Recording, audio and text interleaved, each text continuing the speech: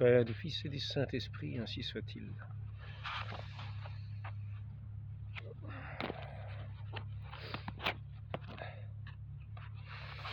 Alors c'était en 1939. C'était en 1939, ainsi que sur les plages de Vendée. Je vais lire ce que j'ai noté, c'est quelque chose que j'ai appris aujourd'hui par un ami. Et j'ai regardé ensuite, je me suis contenté de regarder ensuite ce qu'il en était sur Internet. En gros, alors, en quelques jours à peine, les plages vendéennes ont été témoins d'un singulier, d'un sinistre balai. Des dizaines de cadavres dans un état de décomposition extrême. À chaque échouage, on retrouve les mêmes caractéristiques. Des membres sectionnés, membres des mains, des pieds, je sais pas. Les bras entravés dans le dos avec une corde de 6 mm. Des nœuds marins serrés. Victimes dents en or, bijoux, vêtements de qualité, montrant un statut social élevé. Les corps ont dû parcourir de longues distances. On les retrouve en état de décomposition. Sur 2-3 mois avant de s'échouer, d'où pouvaient-ils venir? Et là, nous avons la grande légende, les grands faits héroïques, guerre civile espagnole.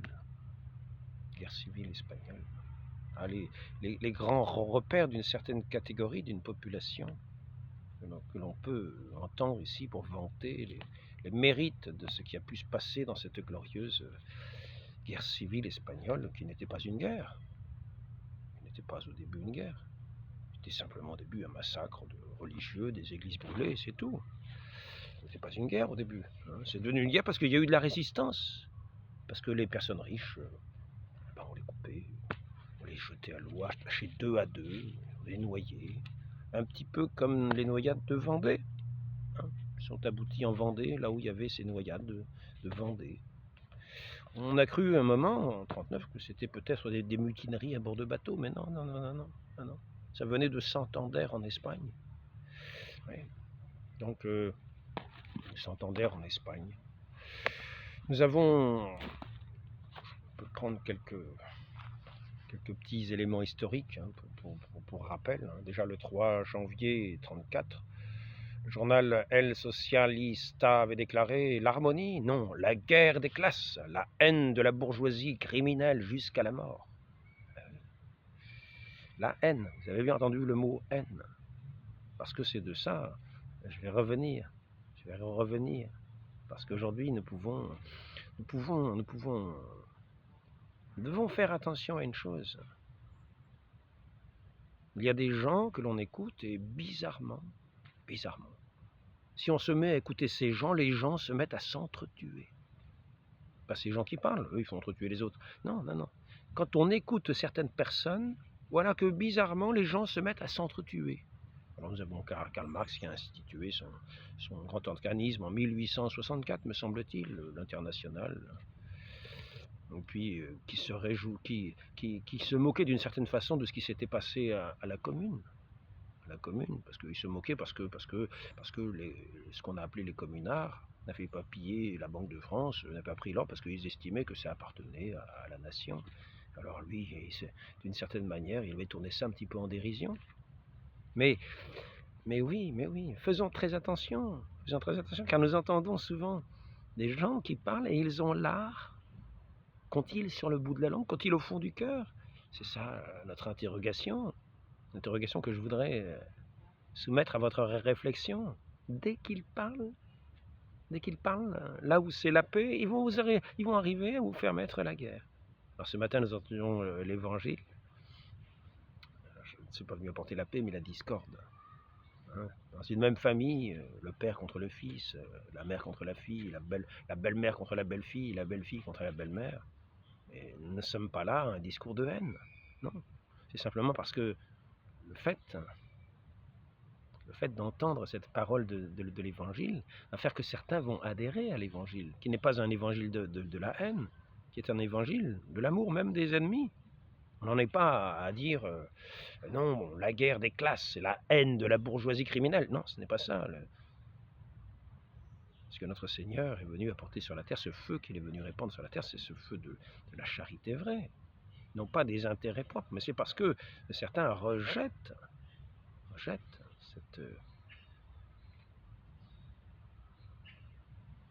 cette vie en Dieu, rejettent Dieu. Eh bien, ce sera la guerre même dans les familles. Ceux qui rejettent auront cette haine de leurs frères, de leur père, de leur mère. L'autre jour, on a entendu des choses abominables. C'est un jeune musulman qui était interrogé. On voit bien que ce n'a rien de l'évangile. Interrogé, si Allah vous disait de tuer votre mère, vous la tueriez? Ah bah oui, parce que Allah est plus grand. Hein, ma mère, je l'aime beaucoup, mais Allah est encore plus grand, donc je l'aime encore plus. Alors donc, oui, si Allah me disait de tuer ma mère, je la tuerais. On peut entendre ça, et il le disait avec un accent de sincérité. Notre Seigneur n'est pas venu nous dire de tuer nos parents. Comme au nom de Dieu, nous disent de respecter nos parents, d'honorer nos parents. S'ils font vraiment un empêchement à notre vocation, il n'est pas dit de les tuer. Il dit qu'il faut savoir à ce moment-là s'arracher à eux pour pouvoir tenir cette vocation qui nous est donnée. Mais si il ne s'agit pas de faire une guerre à ceux qui ne sont pas, comment dire, qui ne sont pas attentifs nécessairement à la parole de Dieu. Non, il s'agit de demeurer fidèle, d'annoncer l'évangile, mais de ne pas forcer les cœurs. Alors l'autre jour, on entendait encore une jeune femme qui a poignardé son père. Elle venait de se convertir à l'islam. Elle a poignardé son père parce que son père ne voulait pas qu'elle porte le voile. Mais quelles sont ces paroles qui ont été reçues? Quelles sont ces langues qui ont parlé et qui ont fait en sorte que les gens vont tuer leurs parents? Quels sont ces génies que dès qu'on les entend dire quelques paroles, les gens s'animent les uns contre les autres? Et là, nous avons toute une partie de la population en Espagne qui s'est levée, qui s'est mise à brûler les églises, qui s'est mise à assassiner des prêtres. On disait que même, on racontait que des religieuses, ou peut-être un prêtre, je ne sais pas, avait donné un bonbon empoisonné à un enfant. Au grand scandale Il y a des gens qui ont l'art d'amener la haine et la querelle et la dissension et la dispute et le crime par leurs simples propos. Il s'agit de bien les repérer, car le maître de la haine, le maître du crime, dès l'origine, il est celui qui est homicide dès l'origine. C'est Satan. C'est ce serpent de l'origine qui nous a induits en erreur, qui a entraîné dans le mensonge, à nous écarter par haine de Dieu. La haine de Dieu fait que ce serpent, par sa langue double, à la fois séductrice mais mensongère, a écarté l'humanité de son Dieu pour l'entraîner dans les crimes. Nous avons vu Abel, Caïn qui tue son frère Abel. C'est le début, ce n'est que ce cheminement, ce long cheminement. Alors ce qu'il nous faut, c'est repérer qui parle de cette façon-là, qui appelle à la haine, qui appelle à mépriser, Notre Seigneur ne nous appelle pas au mépris ou à la haine. Il nous dit d'être prévenus contre certaines personnes, des sépulcres blanchis, qui peuvent avoir un beau langage.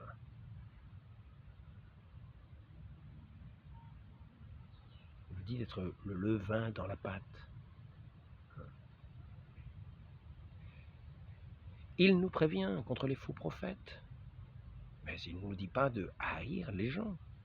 Il nous dit aimez vos ennemis, faites du bien à ceux qui vous persécutent. Notre Seigneur s'est laissé mettre en croix. Témoignage de son amour pour son Père et pour les hommes, pour lesquels il a donné sa vie, même à ses bourreaux, même à ses assassins. Et certains de ces bourreaux se sont convertis au pied de la croix, voyant ce grand amour qui n'était pas humain, ce grand amour donné aux hommes. Et donc ici, je voudrais faire un petit passage historique pour que nous ayons une bonne vue, parce que là, il était question tout récemment d'une personnalité. Est-ce que c'est une personnalité politique? J'aurais pu dire son nom, j'aurais pu noter son nom. Est-ce que ça a un intérêt? Donc c'est une personnalité politique, hein, qui compare la basilique du Sacré-Cœur à une meringue. Cette espèce de meringue. Cette espèce de meringue, oui, il faut abattre le Sacré-Cœur, cette espèce de meringue qui a été bâtie comme un repentir pour les péchés des communards. Alors, petite correction, encore une fois, donc il nous invite, vous avez encore une fois la langue, hein, vous la reconnaissez, il invite à quoi faire? Il invite au respect, il invite à respecter ceux qui ont bâti ce monument, à ceux qui sont les fidèles et qui vont adorer Dieu dans cette basilique toutes les nuits et tous les jours même, parce que c'est un lieu où il y a l'adoration de notre Seigneur sur ce haut lieu de Paris qui était avant la commune des martyrs, Montmartre, le mont des martyrs, et sur lequel a été édifié par un vœu qui a été fait en janvier, été mis par écrit en janvier 71 pour le Sacré-Cœur. C'est à la suite de ce vœu qui a été mis par écrit en janvier 71, donc la commune n'était pas faite avant la commune, que plus tard, en 73, il y a eu le sens de bâtir cette basilique au Sacré-Cœur, suite à ce vœu qui a été fait en janvier 71, donc de bâtir ce lieu d'adoration à Dieu en réparation des péchés de la France, depuis la Révolution et depuis même peut-être avant, pour attirer les grâces de Dieu, car c'est là toute la démarche chrétienne, c'est le repentir, c'est-à-dire la reconnaissance de ses fautes devant Dieu, pour se rétablir en toute justice dans son alliance. Étant rétabli dans son alliance, on est rétabli dans sa grâce, c'est-à-dire dans sa vie, c'est-à-dire aussi dans ses grâces. Revenons en quelque sorte à la maison du Père, nous qui avons erré sur des chemins de misère. Nous retrouvons cette maison du Père que nous n'aurions jamais dû quitter, qui c'est cette maison pour laquelle nous sommes faites, pour tous les biens de l'humanité. Tous les biens nous sont en abondance, les vrais biens de l'humanité, ces vrais biens du cœur, de l'âme, de l'esprit, cette vie éternelle, cette vie qui est la vie, non pas la haine de la vie. Et voilà que cette personne dit, il faudrait abattre le Sacré-Cœur qui a été fait pour repentir de ce qu'ont fait les communards, eux qui ont été massacrés horriblement par Thiers. C'était une période horrible. Ça a été une période horrible. Parce que ces gens qui ont la langue fourchue ont rêvé à nouveau de leur grande référence révolutionnaire. La Révolution et l'Empire, 2 millions de Français qui sont morts, mais certains dans des conditions abominables. Je vous ai parlé des noyades, dans la Loire, du côté de Nantes. Un prêtre, une sœur, une religieuse attachée dos à dos, face à face, encore pire. Et on les jetait ensemble dans l'eau, on appelait ça le mariage républicain, de façon à ce que ce prêtre et cette sœur éventuellement puissent perdre leur âme en se noyant, en même temps qu'ils perdaient leur vie ici-bas. C'est une pensée qui ne peut être que diabolique, haineuse au possible, mauvaise au possible. Eh bien, ce sont ces rêveurs de révolution qui ont repris les armes de la commune. En faisant quoi? En rêvant à nouveau qu'il fallait abattre l'Église. Aujourd'hui, c'est à la mode. C'est à la mode. Nous avons vu Vincent Payon qui a écrit ses livres vers 2010. Aujourd'hui, il faut terrasser définitivement l'Église. La Révolution n'a pas fait le travail. C'est pas fini. Aujourd'hui, il faut terrasser définitivement l'Église. Il était ministre de l'Éducation. Donc, par sa langue, cette personne parlait de quoi? d'édifier la société, non, de terrasser définitivement l'Église. Comprenons bien ce qui est dit, entendons les paroles. Si nous avons la haine de telle ou telle personne, méfions-nous de ne pas appartenir à cette, à cette engeance du serpent. Si nous y appartenons, prenons-en conscience et essayons d'y renoncer. Essayons de redevenir plutôt, non pas les enfants du diable, mais les enfants de Dieu. L'engeance du serpent, le serpent, c'est le serpent des origines, évidemment, qui avait cette haine de Dieu et qui la communique par sa parole à tous ceux qui l'écoutent. C'est pour ça qu'il ne faut pas écouter. Quand on entend ces discours-là, il faut fermer l'oreille. Il faut fermer l'oreille, car c'est le discours des guerres, c'est le discours des illusions, c'est le discours de toutes les folies, c'est le discours de tous les crimes, c'est le discours de toutes les misères. Ce n'est pas pour redresser, non, c'est jamais pour redresser. Ce monde dont il parle n'existe pas. Il faudrait passer un rouleau compresseur sur l'humanité pour arriver à leur idéal humain. Mais ce serait l'anéantissement de l'humanité. L'humanité, elle est dans sa diversité, dans le respect les uns des autres, de chaque enfant de Dieu. Dans le respect, la diversité de chacun, effectivement. Mais aussi dans le respect des peuples. Dans le respect, pas dans l'anéantissement, pas dans la fusion ni la confusion. Donc quand nous entendons ces paroles, faisons attention, car nous avons devant nous des magiciens du chaos. Et ils aiment le chaos. Au lieu d'avoir le sens de la beauté, ils vont s'habiller en vêtements morbides. Et vous verrez des atteintes au visage par des marques qui non pas embellissent, mais plutôt avilissent et salissent, comme un culte de la mort, comme une haine de la vie, comme une haine de ce qui est beau. Et c'est toujours, je n'ai jamais habillé élégamment, non. Ces personnes-là cultivent dans leur haine de ce qui est vrai, de ce qui est beau, de ce qui est juste, ils cultivent l'inverse, le vice et le péché. Et leur langue communique la mort. Donc faisons très attention, n'entrons pas dans ces communications. N'entrons surtout pas dans ces communications, car c'est l'engeance du serpent, c'est la parole du serpent, c'est la parole de celui qui mord, qui donne la mort.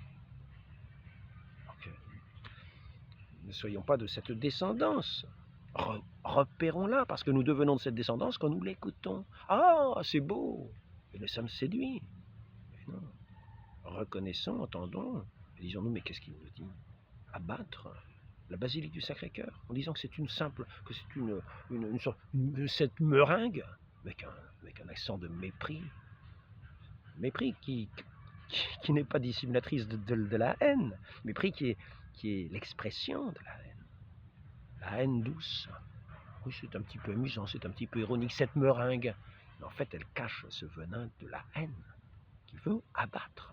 Et faisons très attention, car ces paroles-là ne sont pas bénignes. À l'époque où nous sommes, où il y a des églises qui brûlent, c'est encore un encouragement pour certains esprits à se dire « Ah oui, c'est ça, cette religion qui était l'oppresseur des communards, de ceux qu'on appelait les communards.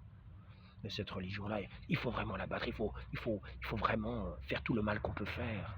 Alors si on ne peut pas abattre le Sacré-Cœur, on pourra peut-être aller voir ailleurs. » Et oui, donc ils sont propagateurs de cette haine diffuse qui va justifier des actes ici ou là. Alors là, nous étions par exemple, nous étions où? Nous en étions où déjà? Oui, nous en étions, je crois, le protestantisme. On peut dire au protestantisme parce que c'est un petit peu la racine de la rébellion. Ça, c'est pas la racine, mais c'est la continuation. C'est cette parole de rébellion vis-à-vis de l'Église. L'Église, il ne s'agit pas d'abattre la basilique, il s'agit d'abattre directement l'Église. Parce que c'est, bien sûr, c'est pas par amour qu'on va se mettre à persécuter les prêtres, qu'on va se mettre à piétiner les hosties, qu'on va se mettre à briser les statues. Non, c'est pas par amour de l'Église. C'est vraiment pas par amour de l'Église, parce qu'il y a une volonté de ne pas entendre l'enseignement de l'Église sur tous ces points-là. mais sur tout ce qui concerne ces choses-là, et une volonté au contraire d'un rejet profond de Dieu sous couverture religieuse. Parce que nous sommes dans un monde religieux, il serait trop brutal d'apparaître irreligieux directement dans une société où tout est religieux. Donc il faut simplement jeter les mépris sur les chefs, en s'instituant soi-même chef. C'est-à-dire, on va jeter le mépris, la haine qui va être cause de la guerre. On va voir les guerres civiles partout, dans toute l'Europe. Dans toute l'Europe. La réforme nous est toujours représentée comme un soleil levant, dissipant enfin l'épais obscurantisme médiéval, ainsi que les ténébreuses superstitions catholiques, bref, comme une sorte de christianisme épuré, original, authentique. C'est comme cela qu'on se présente. C'est comme ça que se présentent toujours les révolutionnaires. Le nouvel aurore de l'humanité. Et notre Seigneur en a témoigné par ses actes, non pas ses actes destructeurs. Il a chassé les marchands du temple. Il ne les a pas tués. Il a chassé les marchands du temple parce que c'était le lieu qu'il fallait respecter. Ils étaient dans un temple, ce n'était pas un lieu de commerce. C'était un lieu où on honorait Dieu. Ce n'était pas un lieu où on volait les gens dans quelques commerces, où on volait l'honneur du bon Dieu qui était dû dans ce temple. Donc, il fallait respecter le lieu. C'est une histoire de respect. Les marchands du temple, il les a mis dehors. Par contre, il n'a pas abattu le temple. Il n'a pas abattu les prêtres du temple. Et ce que nous avons, notre Seigneur s'est manifesté d'une autre manière. Il s'est manifesté en guérissant les malades, en allant vers les pécheurs, non pas pour les condamner, non pas pour les tuer, non pas pour les éventrer, non pas pour leur couper les mains, leur mettre les bras attachés dans le dos et les jeter à la mer. Ils pourrissent. On les retrouve sur des rivages. Non. Notre Seigneur est venu vers les pécheurs pour leur apporter cette nouvelle du salut, cette conversion des cœurs dans toute justice, dans la reconnaissance de nos péchés, pour nous réconcilier avec celui qui est le véritable, notre Dieu véritable, de qui nous tenons la vie, le souffle et tout ce que nous avons, toute cette création. Nous le remercions. C'est lui-même qui est notre remerciement dans ce qu'il s'est fait lui-même, l'Eucharistie. L'Eucharistie, c'est l'action de grâce aussi. Non seulement le saint sacrifice, notre Seigneur s'est offert sur la croix dans son obéissance, dans cet amour parfait au Père et envers les hommes pour le salut du monde, des hommes, mais il s'est donné à eux comme notre pain vivant que nous recevons à chaque messe, corps du Christ présent sous l'apparence du pain, sous l'apparence du vin. Et donc notre Seigneur a manifesté sa bonté, cette bonté de Dieu même, lui qui était Dieu, le Verbe éternel. Et ce n'est pas ainsi qu'ont fait les protestants. Les faits démontrent cruellement ce cliché. On voit par exemple un Luther sans cesse préoccupé d'astrologie, de signes précurseurs de l'apocalypse, de superstitions si puériles qu'elles déclencheraient l'hilarité du paysan le plus arriéré des campagnes, est-il dit dans ce livre.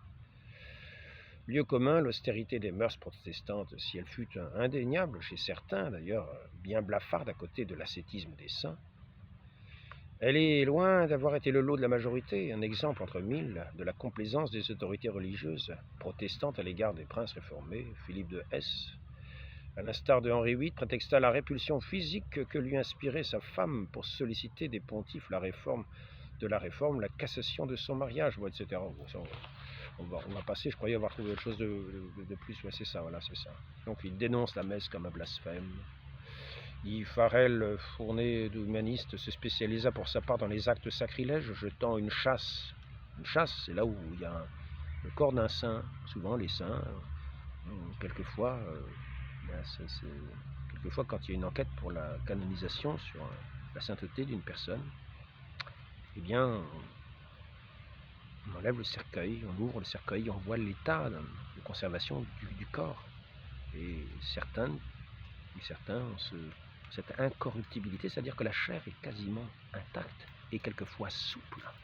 Et donc on les met dans une chasse pour montrer, parce que c'est comme un rapport, c'est un signe nous est donné de Dieu pour montrer la sainteté dont la personne était le support, dont le corps était le support. Et ce corps est préservé. Et c'est à l'honneur, à la fois à l'honneur de cette personne qui a témoigné de Dieu, à l'honneur de Dieu qui a agi en cette personne.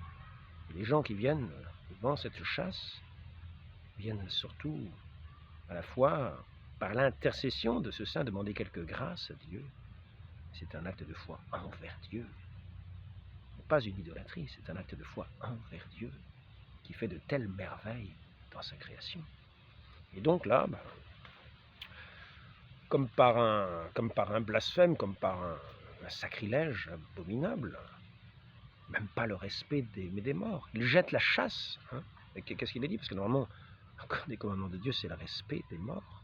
On doit prendre soin de leur sépulture, on doit respecter le corps de ceux qui nous sont chers, et des autres aussi. Donc dans des actes de sacrilège, jetant une chasse à l'eau, abattant une croix, n'hésitant pas à arracher une hostie consacrée des mains d'un prêtre, à Paris une statue de la Vierge très vénérée et brisée, à la grande indignation de François Ier, 1530 des fanatiques de la Réforme récidive et mutilent une nouvelle statue de la Vierge, tels les talibans du christianisme. Le petit peuple, puis ensuite on en vient tout simplement à tuer les gens. La messe y était insultée, ainsi que le Saint-Sacrement, pour la raison éminemment théologique que le Christ ne saurait demeurer dans une boîte en une armoire. La liturgie catholique se voyait tout bonnement assimilée à des sonneries, hurlements, chanteries, vaines cérémonies luminaires.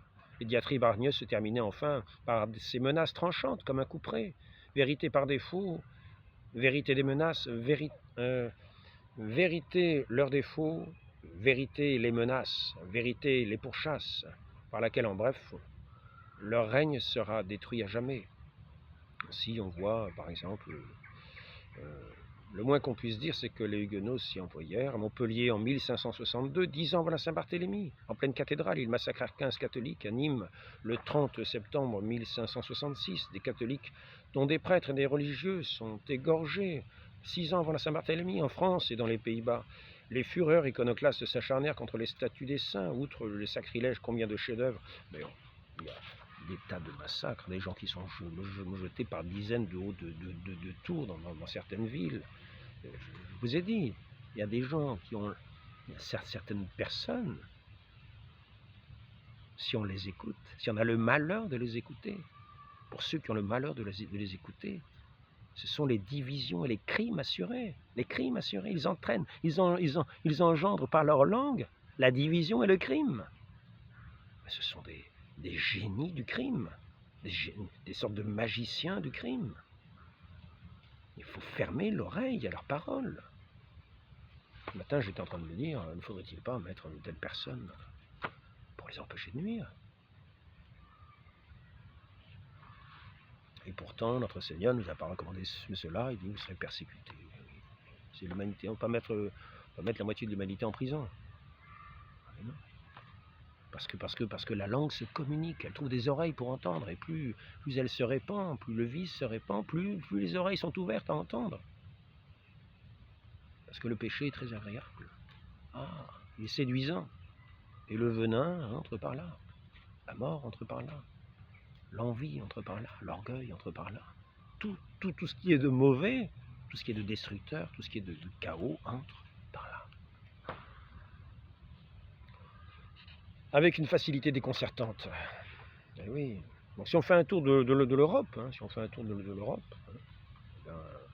on ne sera pas déçu. On ne sera pas déçu. Un petit tour de l'Europe protestante, on peut faire.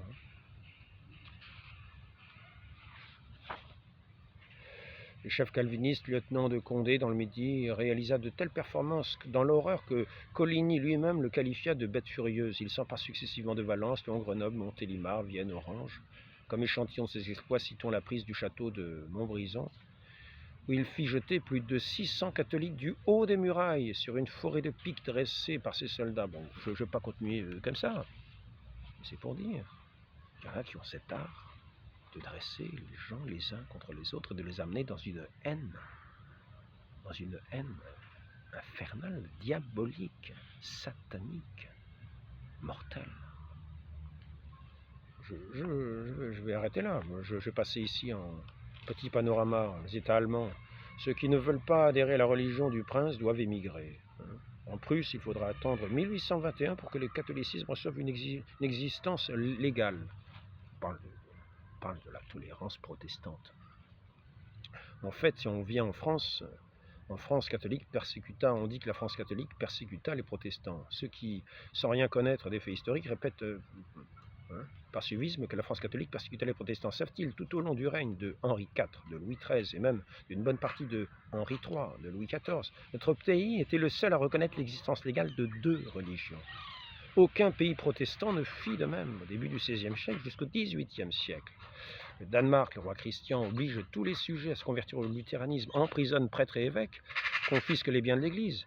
En 1624, tout prêtre catholique pris sur le territoire national se voit condamné à mort. Oui, la haine est terrible.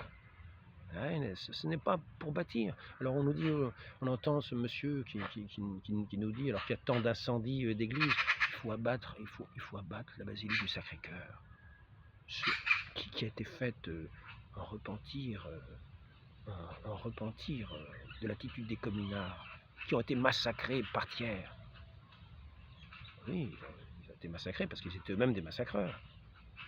Je vous dirai tout à l'heure ce qu'il en est des communards. Ils ont été massacrés parce qu'ils ont fait cette guerre, parce qu'ils avaient en eux cette parole de guerre, parce qu'ils ont pris les armes.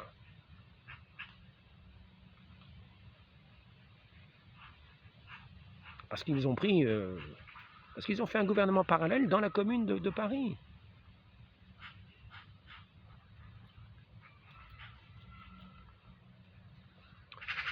Donc nous étions au Danemark, en Norvège, se mettront au même diapason. En 1815, tout prêtre catholique pris sur le sol suédois encourt la peine de mort, jusqu'en 1860. Tout citoyen abjurant la religion officielle est passible de l'exil et de la confiscation des biens. Voilà, 30 ans de prison pour avoir osé insinuer que les œuvres pouvaient n'être pas inutiles au salut. Ça c'est Usadius, qui fit 30 ans de prison. En Norvège, les lois discriminatoires à l'encontre des catholiques ne seront abolies qu'en 1891. Dans les provinces unies, qu'on en juge par ce petit aperçu, en 1566, à Onshot et à Armentières, la populace surexcitée par la propagande réformée, la langue, faisons attention, n'entrons pas dans l'écoute de ces gens perverses, de ces gens criminels, qui ne font pas sortir de leur cœur la suavité des paroles divines. Mais la mort, le chaos, le désordre, qui est pour eux le summum de ce qui est formidable. Ah, le désordre, le chaos, l'anarchie, c'est extraordinaire. Donc en 1566, Sanchot, Armentières, la population surexcitée par la propagande réformée, se rua sur les églises, les saccagea, les pilla, les profana, les hosties. Guillaume d'Orange laissa tranquillement les iconoclastes sévir. Mais oui, parce que quand vous avez lancé le mépris sur toute une partie de population, vous savez, vous n'allez pas vous en scandaliser si de ces gens-là sont assassinés. C'est ce que nous voyons aujourd'hui en France. Mais certaines parties de la population sont assassinées. Et puis ça ne scandalise pas grand monde. Ah oui, vous savez, oui. Puis quand des églises sont brûlées, ça ne scandalise pas grand monde, parce que le secret des saints, c'est cela. N'oublions pas la parole de M. Vincent Payon dans ses livres, La Révolution n'est pas finie, une religion pour la République. Il faut terrasser définitivement l'Église. Sachons-le. Et il dit, c'est par l'éducation que ça passe. Lui qui était ministre de l'Éducation, c'est-à-dire bien entouré dans un gouvernement, c'est pas une personne à part. Et aujourd'hui, les personnes sont toujours plus ou moins là. Le même réseau est toujours plus ou moins là. Donc, ne nous imaginons pas qu'un incendie ici ou là va les scandaliser grandement. Quelquefois, on va se dire, oh, bon débarras. Oh, vous voyez, il faudrait abattre le Sacré-Cœur. Le Sacré-Cœur vaincra. N'en déplaise. Donc, 1578, dans les Pays-Bas méridionaux, ce fut une véritable boucherie sacerdotale. 1580, Stadtholder Guillaume d'Orange interdit l'exercice public du culte catholique. Mais c'est dans toute l'Europe. Alors, l'Angleterre de Voltaire, bon, Angleterre de Voltaire, nous sommes en 1700 et quelques, mais là, il y a eu avant, hein, il y a eu avant, Henri VIII et d'autres. Hein. Henri VIII fit massacrer des centaines de victimes, pendues, éventrées, torturées de toutes les manières, cardinaux, archevêques, évêques, abbés, moines, prêtres et laïcs. Et oui, l'Église, c'est toujours le même programme, sous différents visages. Il y a au fond, au bout de cette langue, ce je ne sais quoi de mortel. Et faisons très attention, évitons ce souffle pestilentiel, évitons-le, et ne prêtons pas l'oreille à ces paroles, car souvenons-nous que le premier homme, la première femme, Adam et Ève ont été séduits par cette parole. Pour notre malheur, et on dit heureux péché qui nous a valu un tel sauveur. Certains disent cela, et oui, parce que nous avons eu le Christ, mais combien de personnes sont damnées, se perdent éternellement en enfer, dans ce lieu de la haine perpétuelle. Tous ces esprits sont en haine les uns contre les autres, en même temps avec ce regret éternel d'avoir perdu Dieu éternellement. L'anglicanisme ne fut guère plus clément, donc on a vu ça. La période élisabéthaine fut atroce. Un double refus de prêter serment d'obéissance au pouvoir spirituel de la reine était passible de la peine de mort. 1570, tout soupçon de catholicisme fut considéré comme crime de haute trahison et valut la peine capitale. Il y en a qui seraient contents en France de voir cela. Il y a certains partis qui seraient tout heureux, tout heureux. C'est le parti des communards. Hein, c'est ceux qui font mémoire. Vous savez, souvenez-vous, le vœu fut écrit, le vœu au Sacré-Cœur, qui a été à la base de l'édification de la basilique du Sacré-Cœur. Ce vœu a été écrit en janvier 1871, donc avant la Commune.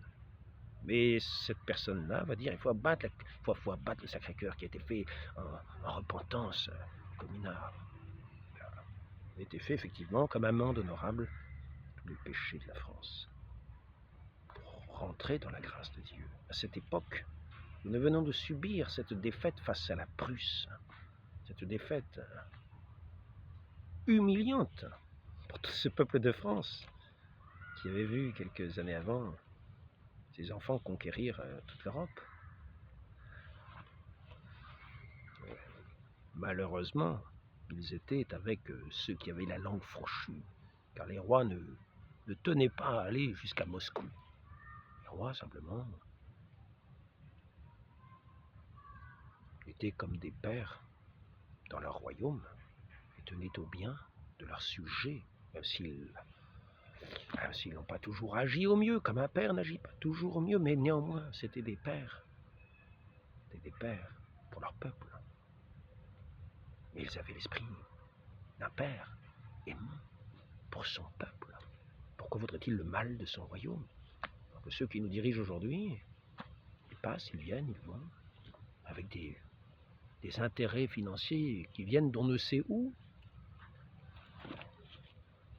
avec des langues acérées qui forment des partis, des divisions, ce qu'on appelle la République unie et indivisible. Mais aucune unité. Dans l'Église, c'est la communion. Et dans la République, c'est le règne de la division. Et des haines intestines entre les différents partis, comme nous le voyons aujourd'hui.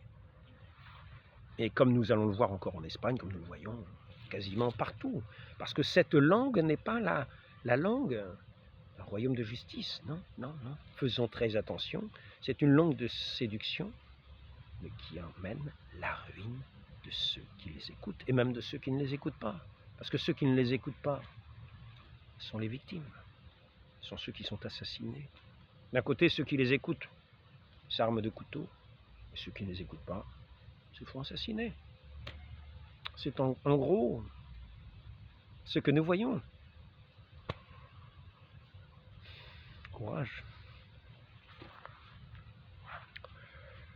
En 1873, le Bill Test exclura les catholiques de la cour du Parlement, imposant à tous les titulaires d'office public de signer des déclarations contre le dogme de la transsubstantiation. Là où on dit transsubstantiation, c'est parce que ce qui est du pain, en gardant cette forme, cette espèce, en conservant cette apparence extérieure du pain, se change dans le corps du Christ qui se rend présent sous l'apparence du pain. Mais ce n'est plus du pain, c'est le corps du Christ. C'est ce qu'on appelle la transsubstantiation. Nous avons vu des quantités de miracles eucharistiques qui ont montré que ce n'était pas que du pain. Que ce n'était pas du pain. Veuillez me pardonner. Mais notre Seigneur qui se donne à nous comme le vrai pain vivant descendu du ciel. Pour notre vie éternelle. Pour être notre nourriture véritable de nos âmes. Celle qui se donne non pas dans le crime, mais dans la douceur. Dans la douceur même de ce Dieu qui est venu vers les hommes pour les rétablir dans son amitié. Donc, on va arrêter là. En gros, toute l'Europe est sous la dictature, comme ça. Dictature. C'est pas le prolétariat, mais ça y ressemble quand même. Parce qu'ensuite, nous allons arriver à la dictature du prolétariat. Donc ici, qu'est-ce que nous avions vu? Nous pouvons arriver en 1870. 1870, 1871. Je ne me trompe pas de livre. Alors, j'arrive pas à le trouver, il est là.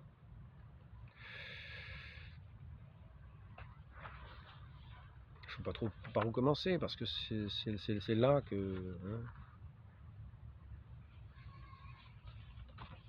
à partir de... Donc il y a d'abord cette guerre de 1870, puis le siège de Paris, puis après ça, les troupes de tiers qui veulent récupérer les canons qui sont placés en haut de Paris. Bon, il y a eu des élections, les élections étaient plus ou moins respectées, parce qu'il y a une bonne partie de la population parisienne, donc il y a eu le gouvernement qui a été élu, il y a eu un plébiscite, une large majorité, dans ce plébiscite pour le gouvernement en gros, hein, sur 500, plébiscite, où est-ce que j'ai mis ça? Plébiscite, voilà, ici.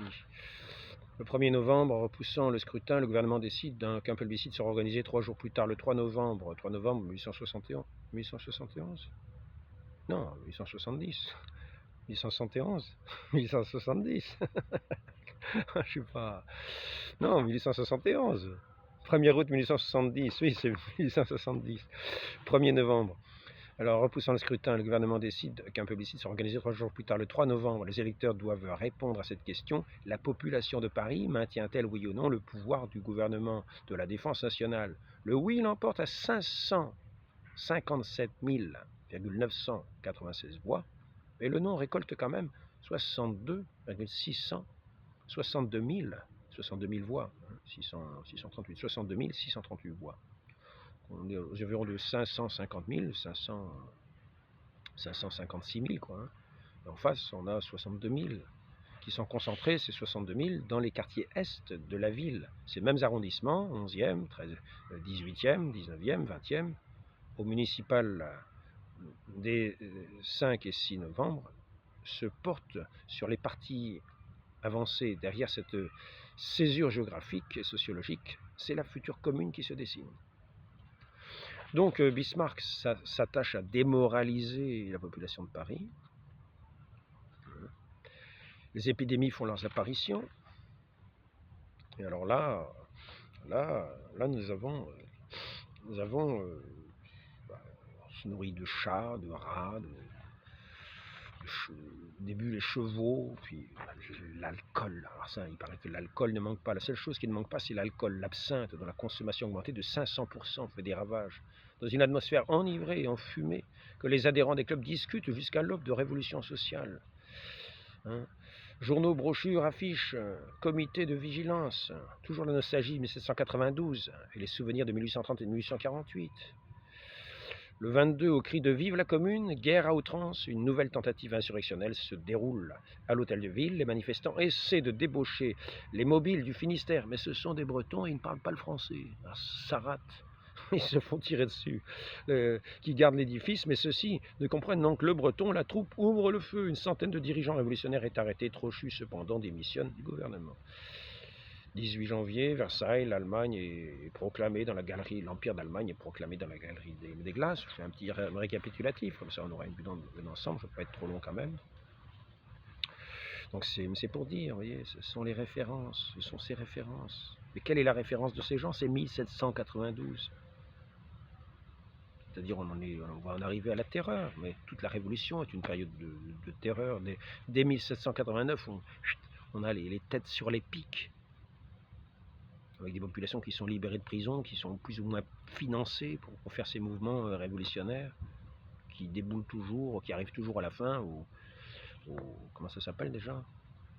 Chez le duc d'Orléans, qui en gros voulait la place du roi, peut-être, qui finançait plus ou moins des mouvements et des agitations. Le palais royal, ça finissait au palais royal, qui était comme un coupe-gorge à l'époque, un coupe-gorge. C'est là que toujours les têtes sur les pics finissaient la route. Mais déjà, voyons que c'est déjà terreur, c'est déjà la peur. Qui n'aurait pas peur de se trouver en face de gens qui coupent des têtes pour les mettre sur des pics. Donc il y a toute cette population silencieuse qui ne participe pas à ce mouvement, qui vont être plus tard suspectés parce qu'ils ne sont pas assez fervents. Il y aura les lois des suspects, il y aura toutes sortes de lois. Mais toujours le même principe. Le mépris sur toute une partie de la population, qui sont bonnes à tuer, qui sont bonnes à faire disparaître. Donc faisons très attention. Ne soyons pas à l'écoute de ces langues de vipères, de ces langues de chaos, de ces langues du crime. Parce que dès que nous sommes à l'écoute, nous sommes séduits souvent. Si nous n'avons pas de quoi résister, nous sommes séduits et emportés. Car le mensonge est une arme terrible. Si nous ne sommes pas informés sur des réalités, nous croyons ce qui n'est qu'un mensonge. Et ce qui est un mensonge qui vient, que nous croyons, entraîne ce sentiment d'injustice qui fait naître en nous la haine de ces mauvaises personnes que nous avons en face. Et qui fait que ces personnes-là, qui sont toutes innocentes, finissent les mains liées, les membres coupés, pourris dans la mer qui échoue sur des côtes. Comme nous avons vu au début, 1936-1939, en Espagne. Donc les députés les plus radicaux, partisans de la poursuite de la guerre, Louis Blanc, Gambetta, Victor, tous étaient désignés par la capitale. La province a massivement voté contre la révolution parisienne et pour la paix. Majorité des ruraux, honte de la France. C'est ça, le mépris, honte de la France. Ce sont ces gens-là, ces gens hargneux. S'écrit le républicain Adolphe Crémieux. Le 17 février, Adolphe Thiers est nommé chef du pouvoir exécutif de la République, âgé de 73 ans.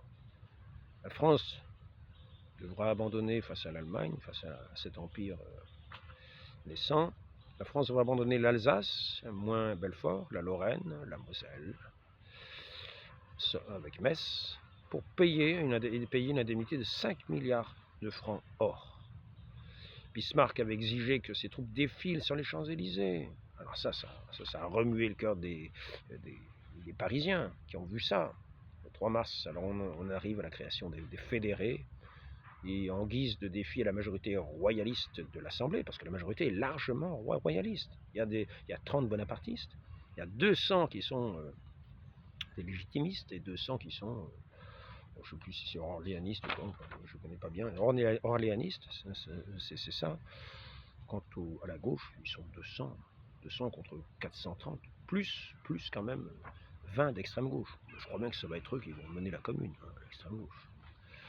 Les 20 de l'extrême gauche, bien sûr. En France, on est là. Vous avez 600 personnes, mais c'est les 20 qui vont mener, qui vont mener la révolution. Oui. Donc, c'est là, ça s'appelle la démocratie communiste. Des postes de police, des dépôts d'armes sont pillés. Thiers adopte des mesures maladroites, il arrête la solde de gardes nationaux. Donc tout ça, ça fait une ébullition. Puis ensuite, il y a l'histoire des canons. Il faut aller récupérer les canons pour pas qu'ils tombent aux mains des Allemands. Alors là-dessus, la population, il y a une certaine personne qui va faire éclater une crainte. Ah ben, ils veulent tirer sur le peuple avec les canons. Voilà. Quelques heures plus tard, le général Lecomte de Thomas a été fait prisonnier. Ils sont lynchés dans leurs cellules. Le premier sang a coulé. Les gardes nationaux occupent les bâtiments officiels. Drapeau rouge flotte sur l'hôtel de ville. Les troupes fidèles au gouvernement évacuent la capitale. En ville, le 21 et 22 mars, les partisans de l'ordre manifestent pacifiquement contre la confiscation de la légalité par des bandes armées. Entendons-le bien. Et qu'est-ce qui leur arrive? Le 22, les fédérés ouvrent le feu sur cette foule désarmée. C'est bon, communards, ouvrent le feu sur cette foule qui proteste contre le rapt du pouvoir par cette minorité. Le 22, les fédérés ouvrent le feu contre cette foule désarmée. Ce n'est pas seulement une révolution qui s'amorce, c'est une nouvelle terreur.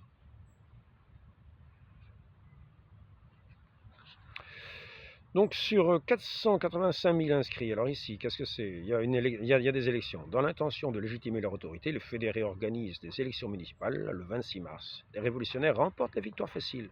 Sur 485 000 inscrits, le scrutin n'a attiré que 229 000 électeurs, c'est-à-dire 53% des Parisiens n'ont pas pris part au vote.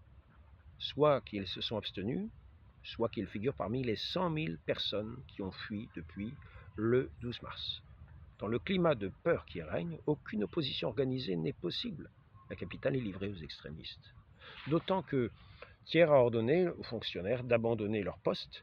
Paris proclamait ville libre, la municipalité se comportant pouvoir souverain ayant rompu avec le gouvernement. Donc il s'organise de façon ressemblée à un gouvernement parallèle avec ses ministères. Les éléments de la gauche modérée et les radicaux démissionneront plus ou moins rapidement. L'organisation insurrectionnelle permanente est décrétée. Les disciples sont là, comme le typographe Benoît Malon, qui veut faire de la commune l'organisation insurrectionnelle permanente du prolétariat. Mais ça ne va pas durer longtemps, 2 mois. En 2 mois, ils vont avoir le temps de faire des dégâts. Je sais que ça passe vite, 2 mois quand même. C'est très lent quand on perd sa vie, quand il y a des choses horribles qui se passent. C'est une terreur chaque instant.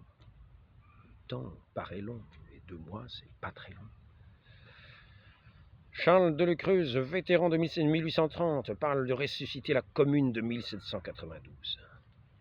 Ils sont tous à rêver de cette révolution qui a massacré tant d'innocents, tant de saintes personnes. Ils sont tous là à rêver ça. Tous là à diffuser avec leur langue. C'est cette haine de toute une partie de la population à laisser le mépris. Et après ça, il n'y a plus ou à tuer de façon officielle, parce qu'on tue les mauvais gens qui ne méritent pas de vivre, mais c'est décrété officiellement, comme c'était fait la Révolution. Soit on laisse faire les crimes, parce que les gens ont eu leur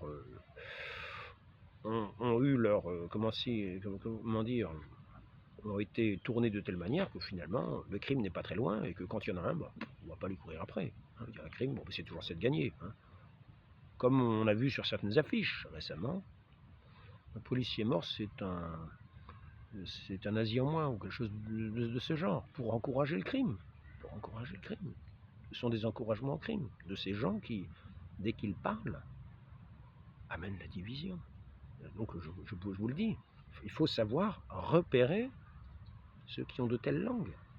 Repérons-les et sachons ne pas les écouter, ne pas entrer dans leur discours, car nous serions perdus. Car ce n'a jamais été pour le redressement d'un pays que nous avons écouté ces gens-là, c'est toujours pour la ruine. Donc la France n'a pas gagné la Révolution.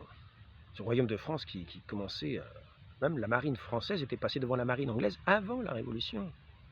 C'est vrai que ça avait coûté cher, et avec les guerres pour aider l'indépendance américaine, c'était revenu cher. Il y avait une crise financière, et certains se sont emparés de la situation pour animer le peuple contre le peuple.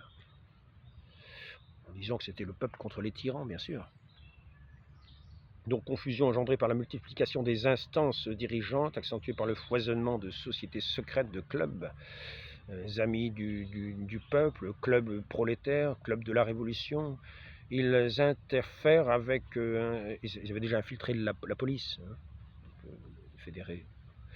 Donc ils interfèrent avec les institutions officielles. Tous vivent les événements sous le patronage des grands ancêtres.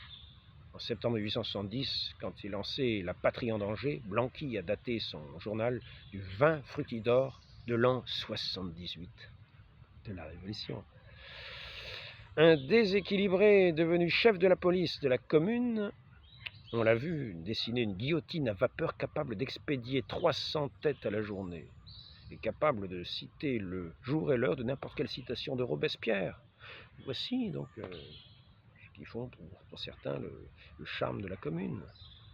Donc on a assassiné des prêtres, on a assassiné des évêques, on a assassiné des gens qui étaient pris en otage pour se venger des défaites que ces gens vont subir. À la fin, parce que ça s'appelle le crime. Un crime organisé, mais un crime violent, avec cette haine et cette propension à tuer une partie de la population.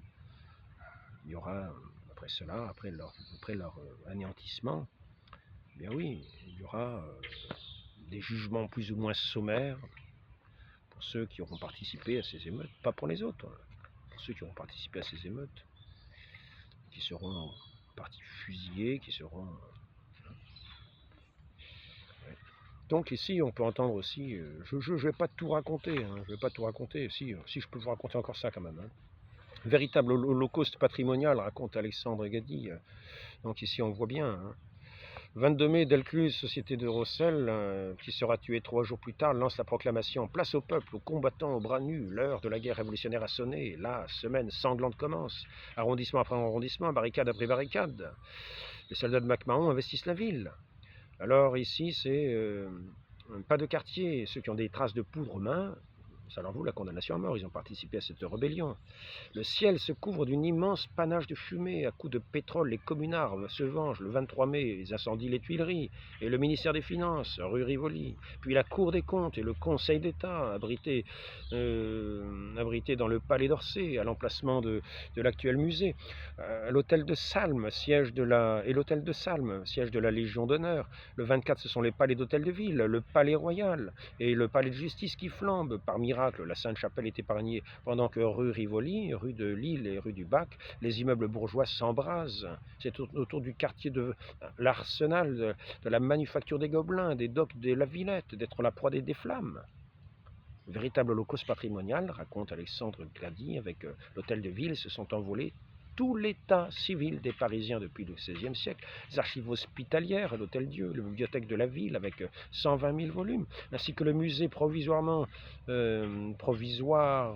établi provisoirement dans le bâtiment. Il faut ajouter au Louvre la bibliothèque du Palais, avec 70 000 ouvrages, surtout les plans manuscrits du monument, au Palais de Justice, les archives en grand nombre, les palais de la Légion d'honneur, les archives de l'ordre, des Gobelins, une centaine de tapisseries, etc. C'est au courage de ces conservateurs et à l'arrivée d'un bataillon de chasseurs que le musée du Louvre doit avoir échappé à l'incendie. Notre-Dame de Paris, de même, a été épargnée, une première fois, grâce à l'intervention des élèves infirmiers de l'Hôtel-Dieu. Voilà. On va dire une petite conclusion. Flaubert assurera qu'on aurait dû condamner aux galères toute la commune et forcer ces sanglants imbéciles à déblayer les ruines de Paris, la chaîne au cou en simple forçat. Georges Sand ne voudra pas plaindre l'écrasement d'une pareille démagogie. Zola, dans La débâcle, évoquera même ainsi les Versaillais. C'était la partie saine de la France, la raisonnable, la pondérée, la paysanne, qui supprimait la partie folle. Le bain de sang était nécessaire. Ce sont des paroles très dures. Voici ce que dit un catholique. Il est certain que la répression était effroyablement lourde. Le catholique Albert de Mun, ville et pendantière, incarnation de l'esprit de bourgeoisie de 1830, estimera inutile, cruel et souverainement impolitique de prolonger en quelque sorte la guerre civile en entassant dans les prisons une multitude de misérables plus inconscients que coupables. Donc voici ce que dit ce catholique Albert de Mun. Le bilan est terrible. Les historiens s'accordent pour un chiffre de 20 000 tués dans les rangs des communards. Les troupes gouvernementales auraient eu 1 millier de morts. Au cours de 15 jours qui suivent, quelques milliers d'insurgés sont encore passés par les armes à la suite d'exécutions sommaires et de condamnations régulières. Puis les cours prévôtales instituées par MacMahon jugent sans clémence. Toutes les fois, annonce Paris Journal, etc. Attention retombons, ce ne sont que des crimes constatés qui entraîneront une condamnation à mort. Participation armée à l'insurrection, assassinat, incendie volontaire. Donc nous en sommes là. Je ne vais pas passer à la guerre de 36. Je pourrais vous en dire un mot, j'en ai déjà dit un mot. Assez de mots. Donc nous avons toujours ces rêveurs, mais faisons très attention, c'est quand même très mystérieux. Nous sommes dans un pays où, dans tous les pays, il en est ainsi. Il y a quelques langues qui ont cette magie de la division, de la haine, pour répandre la zizanie. La zizanie. C'est pas la parole qui est semée et qui va voir pousser un grand arbre. Tous les oiseaux du ciel vont pouvoir s'abriter. Non, là c'est la hache. Il faut couper là.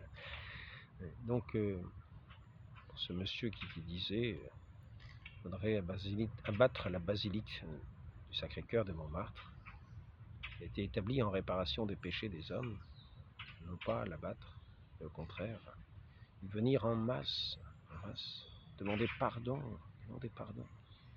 pour tous les méfaits de notre humanité, quelquefois en voulant faire le bien, pour demander pardon devant notre Dieu, être rétabli dans sa grâce, venir l'adorer, le remercier, lui rendre grâce de son don gratuit.